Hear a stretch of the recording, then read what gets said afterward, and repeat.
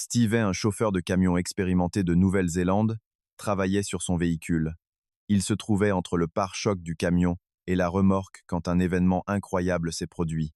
Il a glissé et est tombé, mais il a ressenti quelque chose d'anormal. Ce n'était pas une douleur ordinaire. Il a senti son corps gonfler comme un ballon doublant presque de volume.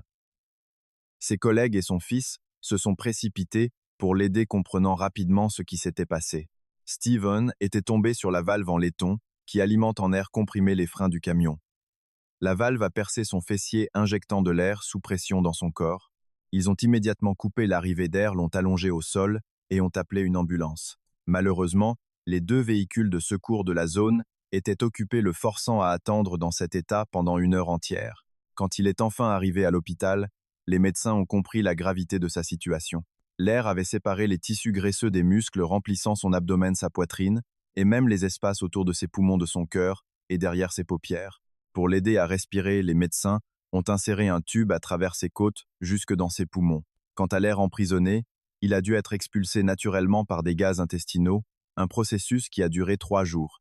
Steven s'est complètement rétabli et les médecins ont déterminé plus tard que si la valve avait percé une autre partie de son corps, elle aurait pu endommager un vaisseau sanguin et il serait mort. Joanne Murray était une parachutiste expérimentée, ayant déjà effectué 35 sauts. Cela devait être un saut de routine de plus. Alors qu'elle chutait à 120 miles par heure, elle a tenté de déployer son parachute. Je dis bien tenté car il ne s'est pas ouvert. Après plusieurs essais, elle a actionné son parachute de réserve, qui à son grand soulagement s'est ouvert avec succès. Cependant, un autre problème est vite apparu. Elle a commencé à tournoyer de façon incontrôlable, emmêlant les cordes du parachute et le rendant inutile. Elle a percuté le sol à 80 milles par heure, et lors de l'impact, elle a entendu un craquement violent avant de perdre connaissance. Joanne est tombée dans le coma et a été transportée d'urgence à l'hôpital, où les médecins ont pratiqué plusieurs chirurgies, reconstructrices complexes et des transfusions sanguines. Tout le côté droit de son corps était broyé. Pourtant, incroyablement, 2 semaines plus tard, elle s'est réveillée de son coma et s'est totalement rétablie. La raison pour laquelle elle a survécu est tout simplement folle. Par pur hasard, elle a atterri directement sur un nid de fourmis de feu, dérangeant ces insectes venimeux. En réponse, elles sont sorties de leur nid et ont envahi son corps, la piquant et la mordant plus de 200 fois. Le venin des fourmis de feu, connu sous le nom de solénopsine, stimule le système nerveux. La quantité massive de venin injecté dans son corps a maintenu son cœur en activité jusqu'à l'arrivée des secours, lui sauvant la vie. Margaret Guy était une jeune Canadienne qui venait d'épouser son mari Herbert en 1915. Pour fêter cela, ils ont décidé de faire un voyage et ont embarqué sur le Hermeslu, Citania à New York, en direction de Liverpool. Ils profitaient de leur voyage et dînaient tranquillement sur le navire quand soudain, ils ont entendu une énorme explosion. Le navire avait été torpillé par un sous-marin allemand. Herbert a immédiatement escorté sa femme Margaret vers un canot de sauvetage où elle a été rejointe par 3 autres femmes et un bébé. Cependant, en levant les yeux, elle a vu les énormes cheminées du navire au-dessus d'elle et a craint qu'elles ne s'effondrent sur leur canot. Dans un moment de panique, elle est remontée sur le pont par les escaliers.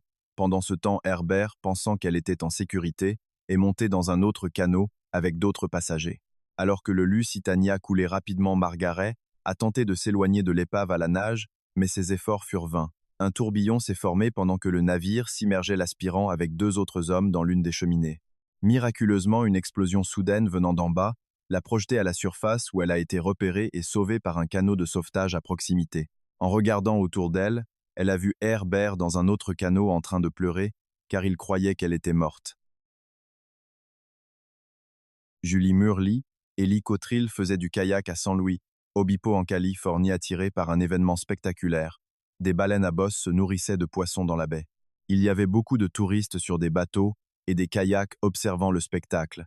Même si l'observation des baleines est une activité populaire, elle s'accompagne de précautions de sécurité importantes. Les experts recommandent de rester à au moins 300 pieds de la zone de nourrissage pour éviter des rencontres dangereuses. Malheureusement, Julie et Lee ont mal évalué la distance. Un banc de poissons très serré s'est soudainement approché d'elles de façon alarmante, mais elles n'étaient pas les seules à remarquer leur présence. Cela avait aussi attiré l'attention d'une baleine à bosse. Avant qu'elle n'ait le temps de réagir, la baleine a bondi vers l'avant pour avaler les poissons.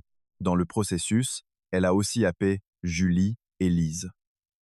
Prisonnières de sa gueule massive, elles ont probablement pensé qu'elles allaient être avalées tout rond. Après, tous les baleines à bosse peuvent mesurer jusqu'à 56 pieds de long, une taille immense pour un humain. Cependant, malgré leur bouche énorme, les baleines à bosse ont un gosier relativement étroit. Il a environ la taille d'un poing humain et ne peut s'étirer que jusqu'à 15 pouces de diamètre. Elles n'ont pas non plus de dents, ce qui signifie que les deux femmes n'ont pas été broyées. Heureusement, l'instinct naturel d'une baleine est de recracher tout ce qui n'est pas du poisson, et c'est exactement ce qui s'est passé. Quelques instants plus tard, Julie et Lee ont été recrachées par la baleine et sont remontées à la surface indemne. Matthew Lowe se rendait à son usine pour son service habituel, comme n'importe quel autre jour. En arrivant, il s'est immédiatement mis au travail. Alors qu'il passait devant un tapis roulant automatisé, il a soudainement senti son bleu de travail s'accrocher à quelque chose. Malheureusement, c'était le convoyeur lui-même. Avant qu'il ne puisse réagir, il a été entraîné sur le tapis et traîné vers une ouverture de 5 pouces. En quelques secondes, son corps entier a été forcé de passer à travers ce tunnel étroit. Il pouvait entendre ses os craquer, alors que la machine le recrachait de l'autre côté. Miraculeusement, il est resté conscient.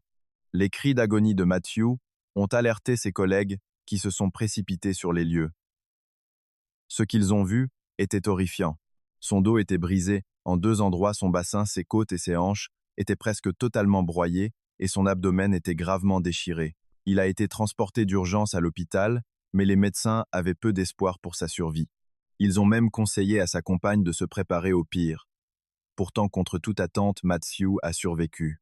Après 6 opérations chirurgicales et 1 mois à l'hôpital, il a commencé à se rétablir lentement. 18 mois plus tard, il s'est totalement rétabli et a même repris le travail. Tiba, une jeune indienne, est partie faire une promenade quand elle est tombée sur un chantier de construction. Intriguée, elle a décidé d'explorer les lieux. Le site était rempli de débris et de structures inachevées, ce qui le rendait extrêmement dangereux, surtout sans équipement approprié. Alors qu'elle marchait sur le site, elle a trébuché et est tombée le cou en avant sur une longue tige de métal qui dépassait d'une brique. Des témoins ont assisté à la scène horrifiante et ont immédiatement appelé une ambulance. Quand Tiba est arrivée à l'hôpital, les médecins étaient stupéfaits. Miraculeusement, la tige avait évité tous les nerfs vitaux et les vaisseaux sanguins de sa tête. Après une opération de 35 minutes, les médecins ont réussi à retirer la tige. Étonnamment, elle a pu sortir de l'hôpital seulement 3 jours plus tard. Si elle était tombée quelques centimètres plus en avant, elle serait morte.